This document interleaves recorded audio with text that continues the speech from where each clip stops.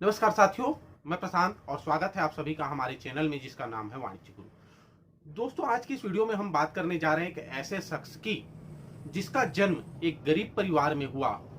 शुरुआती दौर में उसे कारखाने में काम करना पड़ा और कुछ आपराधिक मामलों में उसे 2 बार जेल की हवा भी खानी पड़ी। फिर उसका किस्मत परिवर्तित होता है, किस्मत बदलता है। वो अपने देश का प्रधानमंत्री और बाद में राष्ट्रपति भी बना। लेकिन राष्ट्रपति कार्यकाल में उसके ऊपर कुछ भ्रष्टाचार और गबन के आरोप लगे, जिसके कारण उसे अपना पद और अपना देश दोनों छोड़ना पड़ा। लेकिन आज फिर उसकी चर्चा हो रही है, फिर वो एक बार चर्चा में है, सुर्खियों में है। आइए जानते हैं वो शख्स कौन है और किस कारण से फिर से उसकी चर्चा आज हो रही है। रूस और यूक्रेन के बीच जो विवाद चला आ रहा है, वो विवाद बहुत ही गंभीर युद्ध के रूप में परिवर्तित हो चुका है।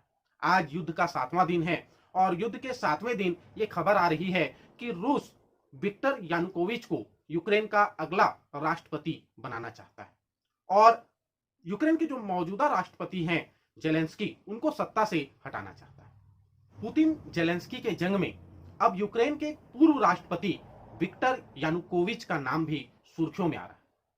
यूक्रेनी खुफिया एजेंसी के अनुसार रूस भगौड़े पूर्व राष्ट्रपति को जेलेंस्की की गद्दी पर बैठाने का प्लान बना रहा है। रिपोर्ट की माने रूस पूर्व राष्ट्रपति यानुकोविच को वापस लाने की अनौपचारिक घोषणा कर सकता है। आइए जानते हैं कि कौन है विक्टर यानुकोविच और क्यों रूस को वो इतने पसंद है, रूस की निगाहें उन पर। यानुकोविच यूक्रेन के एक राजनेता हैं और देश के चौथे राष्ट्रपति रह चुके हैं। 9 जुलाई 1950 को जन्मे यानुकोविच फिलहाल निर्वासन में रूस में रह रहे हैं। यूक्रेन पर रूसी सेना के नियंत्रण के बाद उन्हें यूक्रेन का राष्ट्रपति घोषित किया जा सकता है। बीबीसी की एक रिपोर्ट बताती है कि यानुकोविच को अपनी जवानी में हिंसक अपराधों के लिए 2 बार जेल जाना पड़ा था। यानुकोविच साल 1997 से 2002 तक पूर्वी यूक्रेन के डोनेस्टक ओब्लास्ट के गवर्नर रह चुके हैं। यानुकोविच को शुरू से ही पूर्वी और दक्षिणी यूक्रेन के रूसी भाषियों का सपोर्ट मिला है। 2004 चुनाव में रूसी राष्ट्रपति व्लादिमीर पुतिन ने उन्हें समर्थन दिया था। यानुकोविच को क्यों में हमेशा मास्को का आदमी के तौर पर देखा जाता था। यानुकोविच ने साल 2004 में पहले राष्ट्रपति पद के लिए दावेदारी ठोकी। शुरुआत में उन्हें विजेता भी घोषित कर दिया गया था।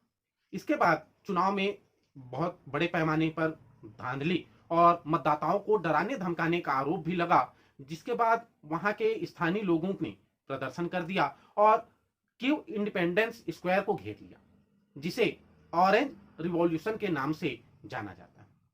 यूक्रेनी सुप्रीम कोर्ट ने इस चुनाव को अवैध घोषित कर दिया और यानुकोविच के निर्वाचन को रद्द कर दिया और दोबारा चुनाव कराने की घोषणा की गई, जिसमें यानुकोविच हार गए।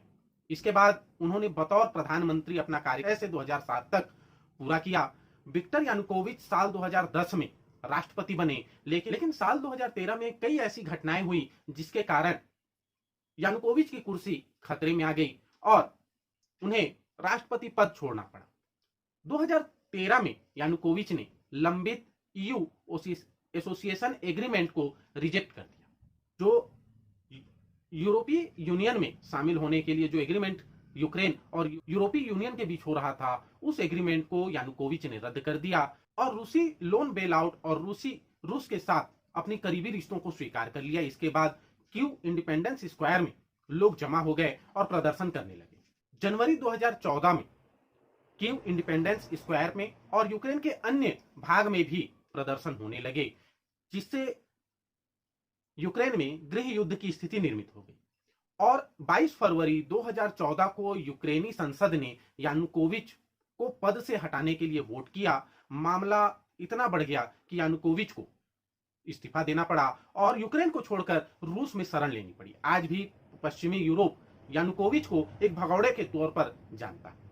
विक्टर का झुकाव हमेशा से रूस की तरफ था। इस कारण से पुतिन के साथ उनके संबंध काफी अच्छे थे, जिसके कारण यह दावा किया जा रहा है कि रूस उन्हें जेलेंस्की की गद्दी पर बैठाना चाहता है। रिपोर्ट के मुताबिक रूस और यूक्रेनी प्रतिनिधियों के बीच जल्द ही दूसरे दौर की बातचीत होने जा रही है, जिसमें रूस अपना ये प्रस्ताव यूक्रेन के प्रतिनिधियों के सामने रख सकता है। और यूक्रेन की मीडिया की तरफ से यह दावा किया गया है, लेकिन अभी तक रूस की तरफ से इसकी पुष्टि नहीं की गई है। तो दोस्तों आज के वीडियो में इतना ही। मिलते हैं एक नए अपडेट के साथ, तब तक के लिए धन्यवाद। जय हिंद, जय भारत।